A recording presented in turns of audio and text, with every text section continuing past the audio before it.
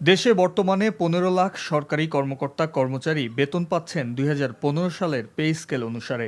২ বছরের বেশি সময় ধরে দেশে উচ্চ মূল্যস্ফীতি সাপেক্ষে মানুষের আয়ও কমে যাচ্ছে। অন্তর্বর্তী সরকার দায়িত্ব নেয়ার পর আলোচনায় আসে মহার্ঘ ভাতার বিষয়টিও। এমন প্রেক্ষাপটে উপদেষ্টা পরিষদের বৈঠকে নতুন পে কমিশন গঠন করা হয়। ইনফ্লেশন কারণে যেই বেতনের যে অ্যাডজাস্টমেন্ট সেটা এখনো ঠিকমতো হয়নি, সেই জন্য এই গভর্নমেন্ট মনে করেছে যে একটা পে স্কেল হওয়া উচিত এবং এই পে স্কেলটা নেতৃত্ব করবেন ডক্টর জাকির আহমেদ খান, উনি ফর্মার ফিনান্স সেক্রেটারি ছিলেন। বৈঠকের বিষয়ে রাজধানীর ফরেন সার্ভিস একাডেমিতে ব্রিফিংয়ে এলজিআরডি উপদেষ্টা জানান, স্থানীয় সরকার নির্বাচনে দলীয় প্রতীক না রাখা সংক্রান্ত 4টি আইনের সংশোধনী অনুমোদন দেওয়া হয়েছে।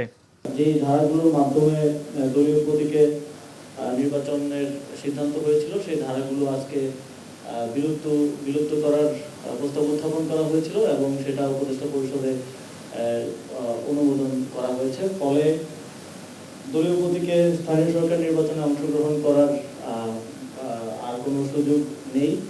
আইন উপদেষ্টা জানান, ফৌজদারি কার্যবিধি সংশোধনের চূড়ান্ত অনুমোদন দেওয়া হয়েছে উপদেষ্টা পরিষদের সভায়।